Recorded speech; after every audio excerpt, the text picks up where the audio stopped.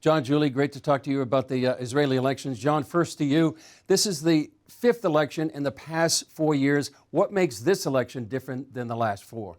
Well, Chris, primarily it's that Benjamin Netanyahu may not be the overriding or the only issue this time. Past four elections, it's do you want Benjamin Netanyahu to continue as prime minister or don't you? This time there are other issues at play, like the violence that Israelis have seen around them, 19 dead since the month of March. And that is wearing on a lot of people, not just people in Judea and Samaria, but people, Tel Aviv, Jerusalem, you name it. The other thing is they just concluded a Lebanon gas deal with much ballyhoo and much help from Joe Biden for the current Prime Minister Yair Lapid. That's going to be an issue. A lot of people are saying Lebanon got 100% of what they wanted, Israel got nothing. So there are other issues at play this time, and that's the big difference. Yeah, some of the issues that Israelis are going to be considering, Julie.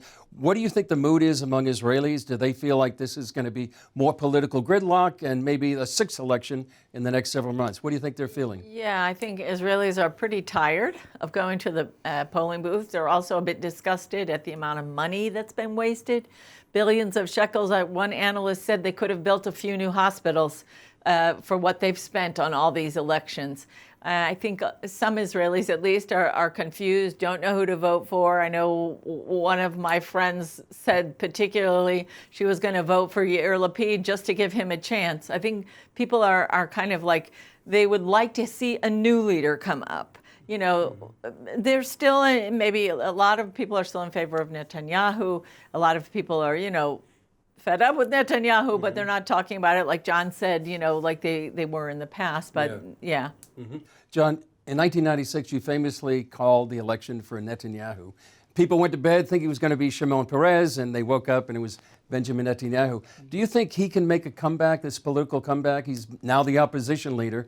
Can he come back to be prime minister? I absolutely think he can. Every poll that I've seen gives him with 60, 61, 62 seats. 61 is the magic number. So he certainly can. He's only one seat away even from the last four polls, which show him falling just short. So yes, he can. The question is going to come down to turnout and how many Arabs turn out, how many Netanyahu supporters within Likud turn out, how many angry residents of Judea and Samaria who feel somewhat dissed by the current government, how many of them turn up, and how big his coalition is with the religious parties. Julie, speaking of the religious parties, you met with many of them just recently. You interviewed some of them. Why are they so key to a Netanyahu coalition? They are basically his partners. And you have the religious Zionists, which is a big bloc. That one has really gained a lot. Probably most of those people are just really looking for something that they can say is Jewish. They serve in the army, they're devoted citizens. A lot of them live in Judea and Samaria, they want to see a change. They want to see a Jewish future for their kids. Then you have the United Torah Judaism, which is the Haredi party that's basically like European American descent, and they don't serve in the army.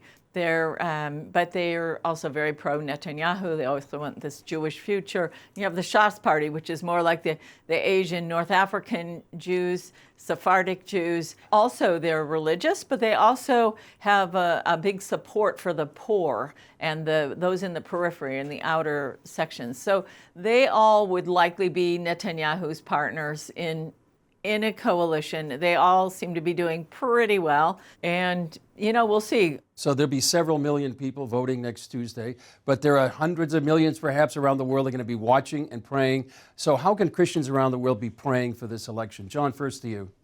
I think you look at the world as a whole, and people from other nations are certainly looking at their own nation as well as Israel. And I think it's just prayer for the Lord's will to be done concerning the shaking that's going on in the nations. I personally believe that shaking's coming from him. I think it's coming to Israel as well as many of the other nations, and just that he will have his way in what he wants to do in the nations, including in the elections here in Israel, which are so important to everyone. Julie, what do you think? How can people be praying? I think really for mercy.